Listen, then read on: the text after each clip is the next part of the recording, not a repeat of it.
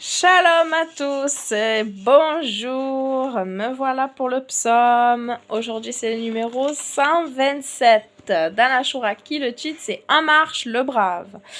Il n'y a que 5 versets, donc je vais le relire après dans la version courante que j'ai, la Bible en main.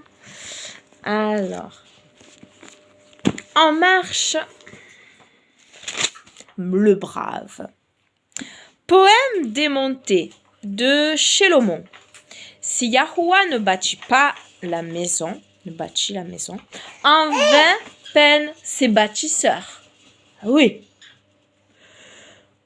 Si Yahuwah ne garde une ville, en vain guette le gardien. Vain pour vous, tôt levé, tard couché de manger le pain des peines. Il en donne autant à son ami qui sommeille. Voici la possession de Yahuwah, des fils, la rétribution du fruit des ventres.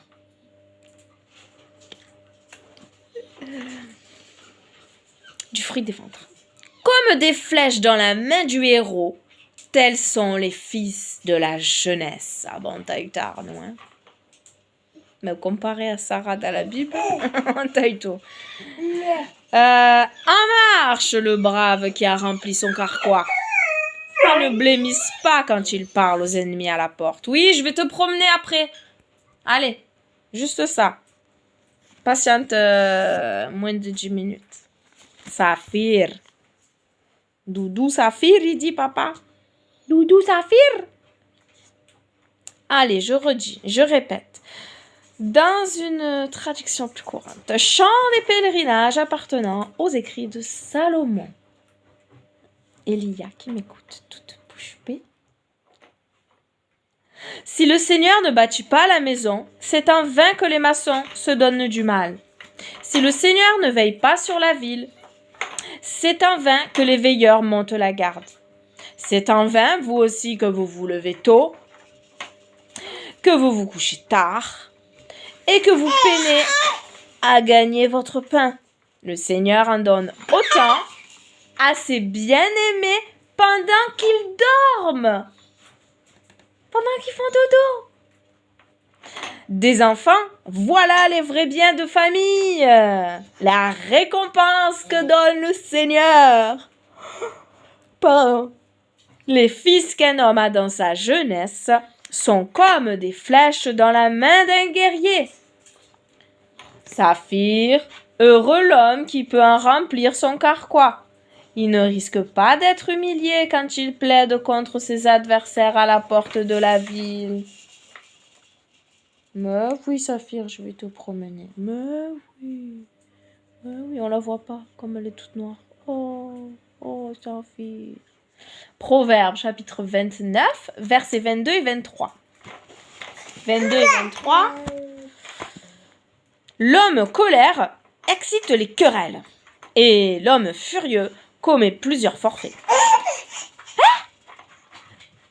L'orgueil de l'homme l'abaisse, mais celui qui est humble de souffle obtient la gloire. Je répète, maman répète. Un homme coléreux provoque des disputes. Celui qui s'emporte facilement accumule les fautes. L'orgueil conduit à l'humiliation. Pour accéder aux honneurs, il faut avoir l'esprit humble. Humble.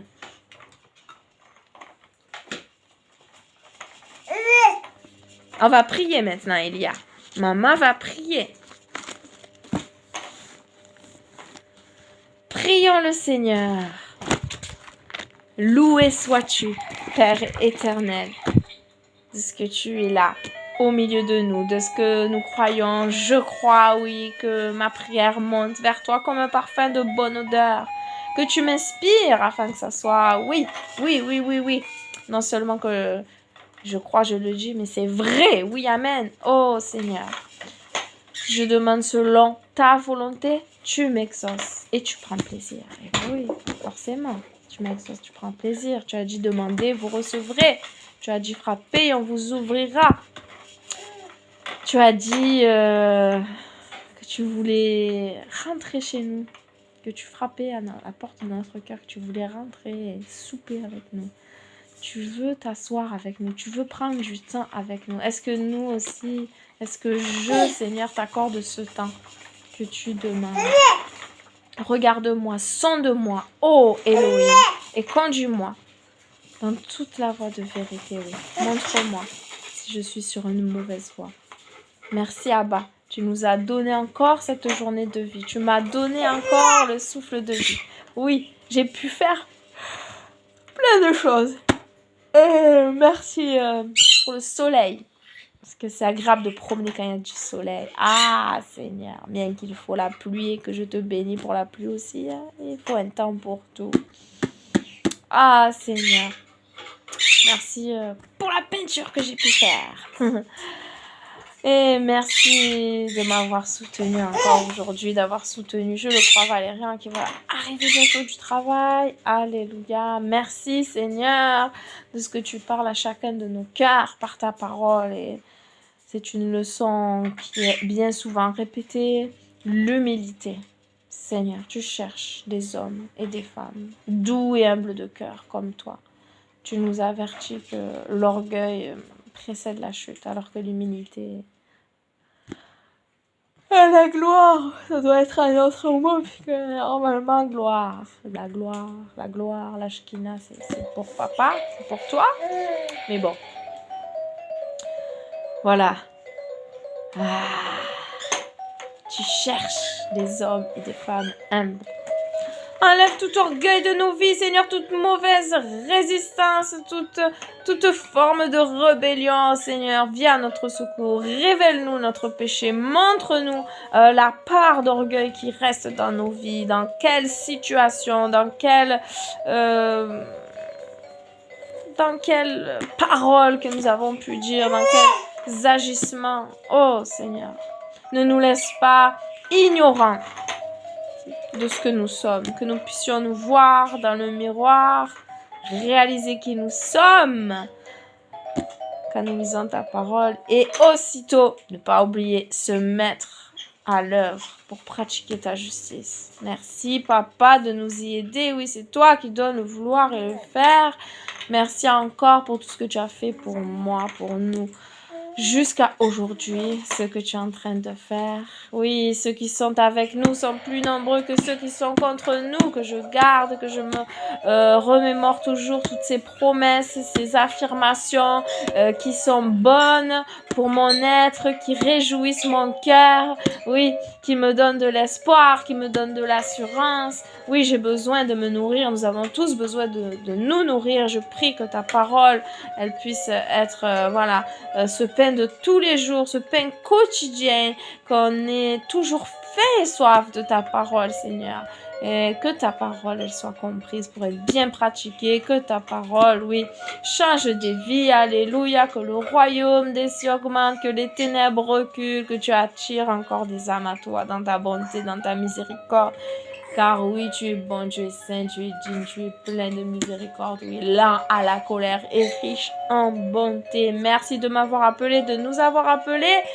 Nous ne sommes pas plus forts que les autres, que nous soyons toujours patients, comme toi tu l'as été patient envers nous, que nous soyons toujours prêts à témoigner de toi. Ta parole dit que tu cherches. Oui, non seulement des hommes et des femmes qui intercèdent, mais aussi, tu dis, s'il y a personne,